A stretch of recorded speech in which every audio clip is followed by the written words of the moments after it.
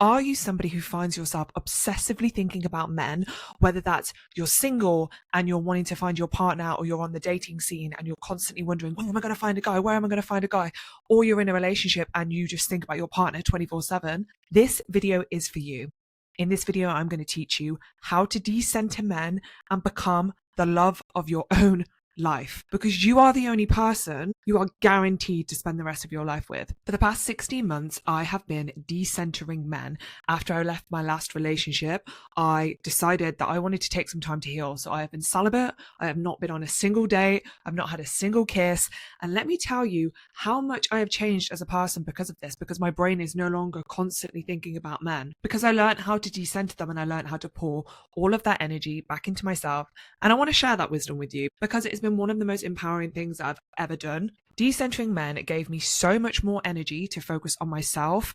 I built this brand and this community of over 110,000 people because I decentered men and decided to pour all of that energy back into myself. It is essential in today's society for women to learn how to not only decenter men, but center yourself, prioritize yourself, choose yourself.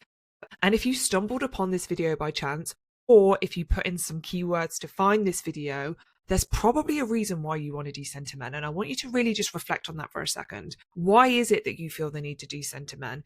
Is it because you're realizing that the same patterns are playing out over and over again? Is it because you realize how much energy you are wasting decoding, thinking about men, wondering about men, obsessing over men? Is it because actually you are just wanting to focus on yourself? Whatever the reason, keep that in the back of your mind as we go through these points today, because it's going to be good for you to remember why you want to decenter men when it gets to the moments where things feel a little bit trickier. I am personally an advocate for decentering anybody that's not you. Unless you are a parent, then you need to center your kids. But otherwise, you need to be the focus of your own world. You need to be the love of your own life. You're the person that you're going to be spending, guaranteed, the rest of your life with. No one else is guaranteed. You need to like yourself. You need to love yourself. You need to nourish yourself. So let's get into it. Okay, so number one, you need to become obsessed with your own life, obsessed with your health, with your purpose. I want you to romanticize the living shit out of your life, okay? I'm a firm believer that women will often go seeking romantic relationships or going on dating apps or like going out looking for male validation because you are not happy and fulfilled in your own life. That need to chase, that need to obsessively think, obsessively wonder, obsessively like strive to get a man. Imagine where you could be putting that energy. Look at your day-to-day activities. A lot of life isn't very sexy. Where can you make them more sexy? Where can you bring more pleasure? When you're washing the dishes, how can you make it a little ritual?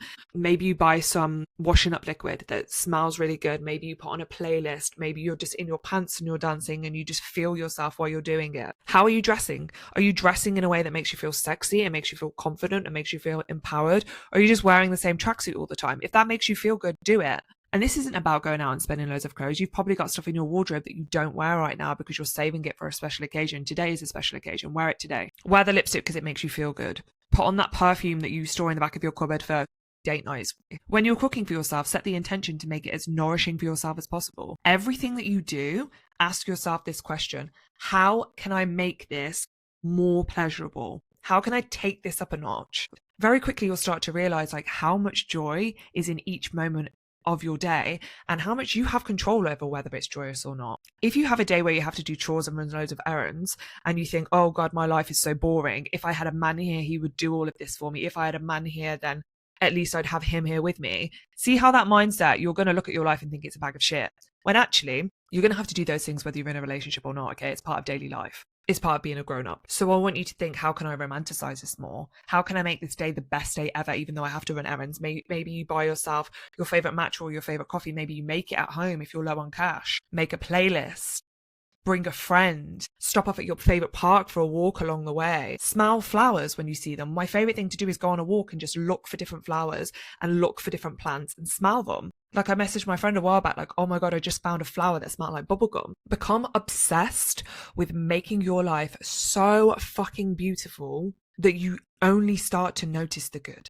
Okay, maybe write down at the end of the day the 3 best parts of your day, 3 things that you noticed that was so fucking beautiful. Asking, how good can life get for me today in the morning? And then at the end of the day, reflecting on that and noticing the tiny things. The more obsessed you become with your own life, the less likely you are going to want to fill this void or distract yourself with a relationship or a man who is not the right person for you, or you're settling for. Number 2, find fulfillment outside of men. I hear women say all the time, oh, I would go on holiday if I was in a relationship. Oh, I would go to that event if I was in a relationship. Oh, I don't want to go to that concert alone. You need to do those things alone, okay? You need to find good dopamine fixes. I'm not talking about scrolling on TikTok for 4 hours at night. I'm not talking about stuffing your face with a huge tub of ice cream. Do those things occasionally. I'm talking about hobbies. I'm talking about passions. I'm talking about interests. Since I have been single this past 60 months, I have tried so many new things. I've tried probably 5 new dance classes. I've been playing guitar again.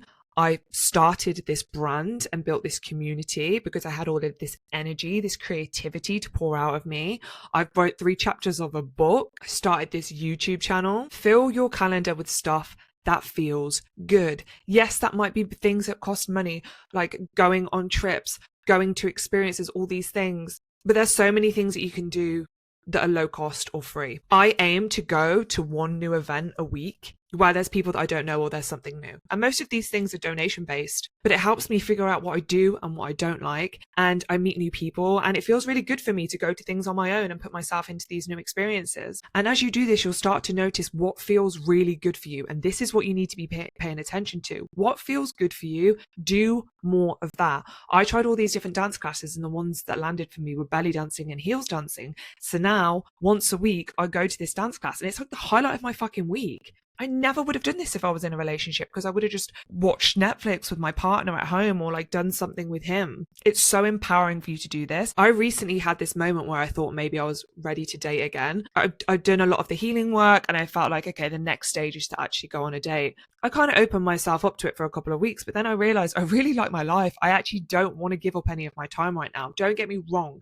If a guy was to come into my life and we had a connection, obviously I would make time. But my life is so full and so beautiful right now. And this does not mean I'm doing things all the time. I create and I rest. I have a lot of downtime, but my life is full. Okay. I have my girlfriends. I play guitar. I go dancing. I write. I create content. I hang out with my housemate. I cook new meals. I find new parks to explore. I go to the cinema once a week and see a film that I really want to see. The more that you fill your calendar with things that really light you up and really nourish you, the less time you're going to even have to think about men. Number 3, redirect your energy back to you. It is normal to think about men, but if you are somebody who's fresh out of a relationship or fresh out of dating, or somebody who's just always thought about men consistently, at first you're going to find it really hard. And once you pay attention to it, you're probably going to notice just how much you do, and maybe you weren't aware of it at all. So what I want you to do is set yourself a timer every day to think about men, to wonder about men, to fantasize men, to ask all these questions in your head, wherever you go in your mind about men. Set yourself a timer, 5-10 minutes, let your mind run wild. And then the rest of the time, when you notice that you are thinking about men, I want you to just take a deep breath, let it out, feel your body in contact with whatever surface is beneath you, whether that's a chair or the floor or whatever. And then I want you to just redirect that energy somewhere else. I want you to think about something else. Think about something that makes you happy. Think about something that you're working towards in your future. Think about your pet. Think about anything other than that man, and then move on and do something that's going to make you feel good. Distract yourself in one of the healthy ways we talked about. When you do this, you are literally rewiring your brain. And the thing is, when you start rewiring your brain at first, like I said, you're going to notice it all the time. But the more that you can just redirect these thoughts, soon, very quickly, you're going to notice that you are thinking less and less about men and thinking more and more about yourself. Number 4, and this one is really, really important. You need to heal the root, okay? We all have attachment wounds. We all have things that have happened in our childhood that have shaped who we are today and have shaped how we connect to people, how we connect to romantic partners, the sorts of anxieties or avoidances that we have. You need to look at this, because the same patterns are going to keep playing out over and over and over again. If you are somebody who gets really anxious in relationships, who gets really anxious thinking about men, has that anxious attachment style of always wondering, like, do they love me? Are they going to cheat on me? Are they going to leave me? All of these things. You need to go back to the root of that, and you need to look at the experience that you've had that have shaped these, because they are going to have created belief systems within you around what you think you're worthy of, the type of love that you think you can have, the type of men that you think you are capable of attracting, what you believe about men, what you believe how they will treat you. All of these things play a huge part into how you are acting today. and the type of men that you're attracted to. And it's really, really important to look at these and to work through them, because otherwise you're just going to keep repeating the same thing over and over again. A tool that really worked for me around this was faster EFT, which is different to normal EFT, but it allowed me to go back to these past experiences and process them and change them into something more positive. I used to be somebody who was so anxious around men. I would throw all of my needs, wants, and desires out the window just to be with a man if I thought they loved me. There is absolutely no way in hell I would do that now, because I have looked at those previous relationships, I have looked at my childhood wounds, I've looked at my attachment style, and I have rewritten it into something more positive. And it is essential that you do that too. So whichever way you choose to do that, working with a therapist, maybe you have a modality that you use, this is important, because this is going to have a massive impact on your self-worth, and it's going to really empower you to rewrite the story that you have around yourself, around what you're worthy of, around why you believe you need a man to make you 100% whole, why you believe that you need to be chosen rather than choosing yourself. Number 5, start treating yourself how you want to be treated, okay? Don't treat yourself like shit and then expect a man to come into your life and like save you and treat you like a princess, this princess treatment thing, blah, blah, blah. Give yourself princess treatment. In fact, fuck princess treatment, queen treatment. Are you 12? No, okay? You're giving yourself queen treatment. That doesn't necessarily mean you're spending loads of money and you're living this luxurious lifestyle. It's about giving yourself the treatment that you expect from others. Stop waiting to be desired and chosen, and desire and choose yourself. Speak to yourself kindly. Give yourself the physical touch that you feel like you are missing in relationships. Obviously, it's not quite the same, but you can. Are you giving yourself massages? When you self-pleasure, are you just doing a quick release with the vibrator, or are you making love to yourself the way that you would want a partner to? Taking it slow, listening to your body in communication. You can buy yourself flowers. What's that, £5 a week? When you cook for yourself, are you just having a girl dinner where it's like 3 crackers and some cheese on a plate? Or are you cooking yourself nourishing meals the way that you would love a man to? Do you see what I mean? You need to be giving yourself this level of treatment in all areas. It's so easy to not want to take care of yourself when you're not in a relationship, because you've been taught that a partner needs to care for you. You need to learn to take care of yourself, and you really need to learn to love yourself on such a deep level, because when you do this, the bare minimum is going to be repulsive. Really nourish yourself and really look after yourself and treat yourself like the love of your own damn life, because you are. How would you care for a partner? How would you treat a partner? What's all the cute little things that you would do for a partner? Do that for yourself. Challenge yourself. Get outside of your comfort zone. Set yourself mini goals and celebrate yourself for them. Celebrate yourself for literally everything. At the end of the day, I write down all of the things I'm celebrating myself for, just little bullet points. I celebrate myself for the tiniest fucking things. I want to remind myself how amazing I am. And again, we're rewiring the brain. If you're not used to doing this, it's going to feel a bit icky at first. It's going to feel a bit confusing.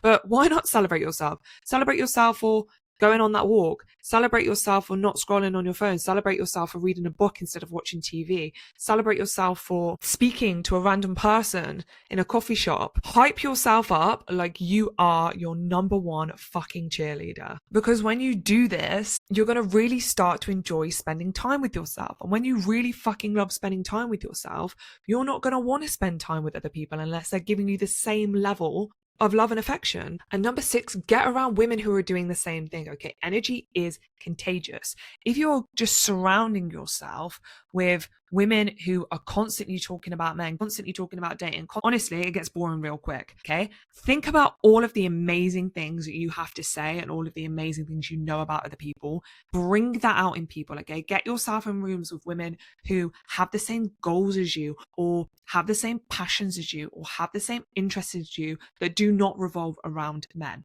There are so many women's meetups around. Just go on Facebook or go on meetup.com or go on Eventbrite. There's tons of free stuff all the time. Go to yoga classes or wherever your interests are. Go hang out at those places and set the intention to call in the type of women that you want to call in. The more that you can nourish yourself in friendships and in your other relationships, the less likely you are to feel so desperate to have a romantic relationship. I can honestly say right now I'm in a place where I feel so nourished by the friendships in my life, and I'm always open to meeting new people. Like I said, I go to one new event a week. I see what's out there. I love to be around people that expand my mindset, who hype me up and I hype them up. And ever since I've decentered men, I have to say, I have more single friends than I used to have. I still have my core friends who are like married or in relationships or whatever, But the new women that have come into my life, they are single.